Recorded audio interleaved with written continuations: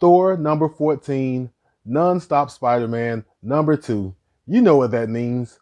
We're keeping up with the comics.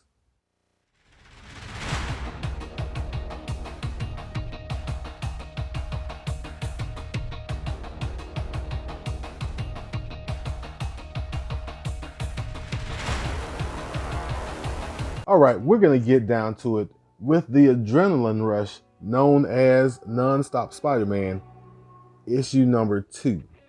Now, issue number 2 was kind of up and down for me. I'll tell you that I like the story they're trying to tell in this issue, where one of Peter Parker's college friends basically dies from a super drug, and another friend takes the super drug, but Peter is able to get her to a hospital and get her saved while trying to tackle this, as they call it, a gang with designer weapons. And as we get into it, Peter is not the only person on the trail of this gang and their weapons, and the story, as it were.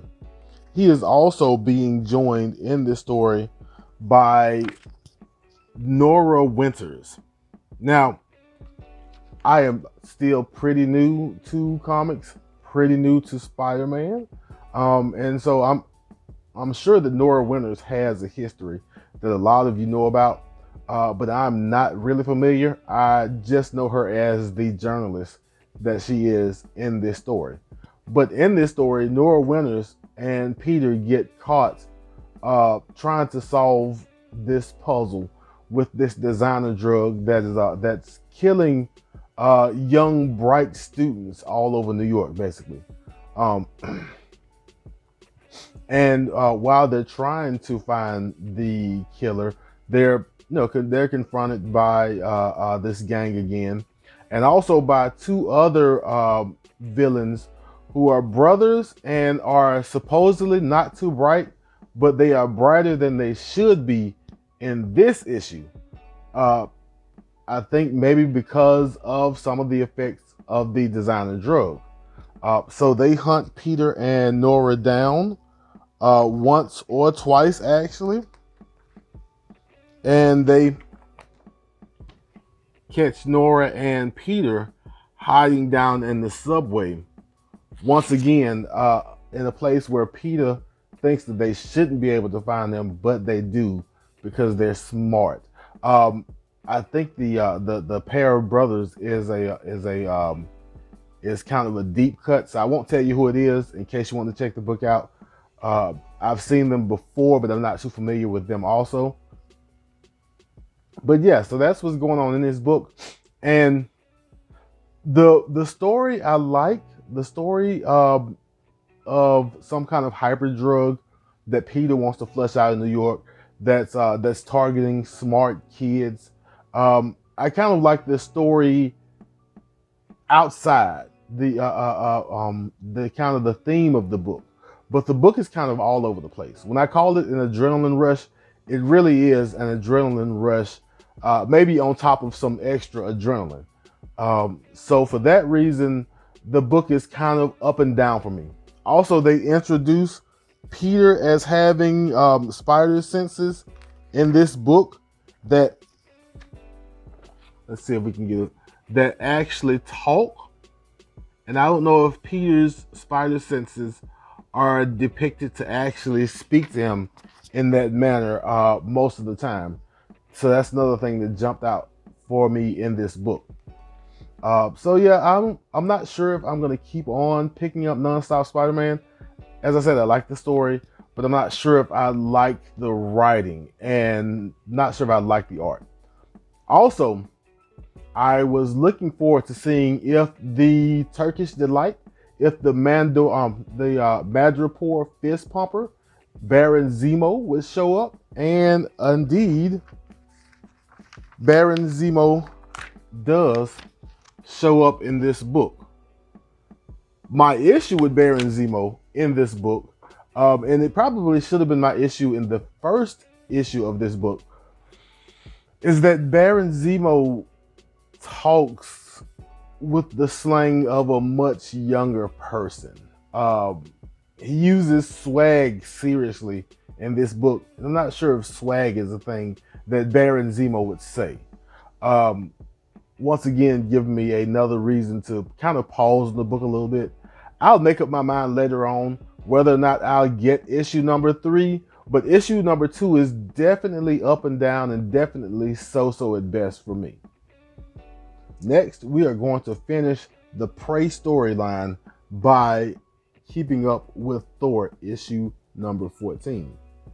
And if you are unfamiliar with the Prey storyline, it's basically a story where Donald Blake, Thor's alter ego, comes to life one way or another through some magical means. I don't think he's been portrayed as a separate person before, but Donald Blake has basically gained consciousness, and when Thor goes to rest on this kind of, I don't know, Asgardian vacation, Donald Blake wakes up and is causing problems in the real world, including trying to destroy Asgard and trying to destroy the World Tree. So throughout this story, you have Throg show up, you have Jane Foster, Valkyrie show up, and even go as far as to get Odin, who had been inactive while letting Thor take charge, join the fight.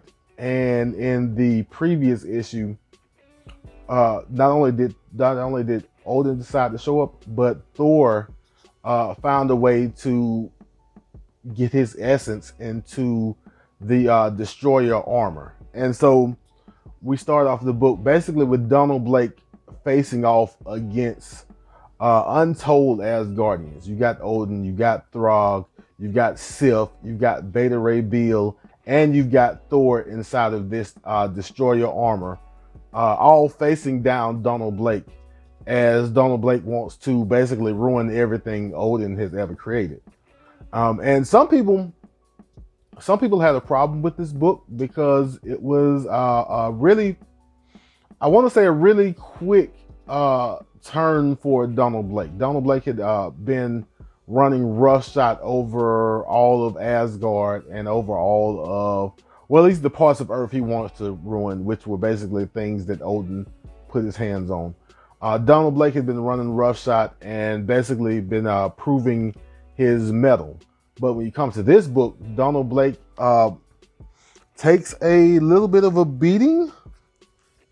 As you can see, Thor in the destroyer armor, looking really, really mean with the emblem from his regular outfit, I'll say, for lack of a better word, being on the armor now. So it looks pretty cool. And he, as well as Doctor Strange, I almost left out Doctor Strange, also joined into the fight. But Donald Blake caught it pretty bad in this issue. And to be honest, Odin was going to give him a really severe punishment, which Thor stopped him from. And Thor actually sent Odin away because although Odin is the All-Father, quote unquote, right now Thor is king, and he sets the rules, he makes the rules, he enforces the rules. And so he sets the punishment for Donald Blake going forward, which was actually really interesting. You can check the book out if you want to know what the punishment was. But I'll say that I didn't see that coming. And that's kind of how the story Prey ended. There was a colossal amount of brute force put together to stop Donald Blake, and it worked.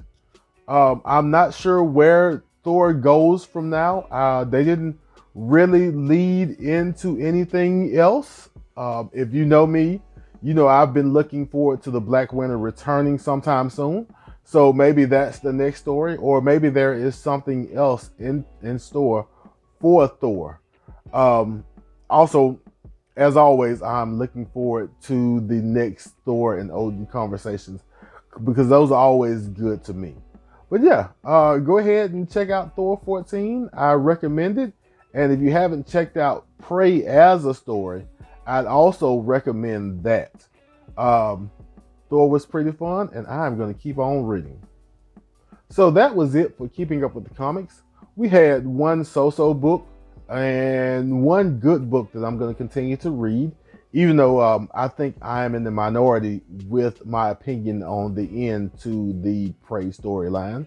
But if you enjoyed yourself, go ahead and hit that like button. And if you want to keep up with me, keeping up with the comics, hit the subscribe button, hit the notification bell, do all the good YouTube things. If you agree, disagree, have questions, or just want to leave whatever thoughts you want to leave, do so in the comment section. That is always encouraged. But as I always say, love yourself, love others, and I will be back in the flash.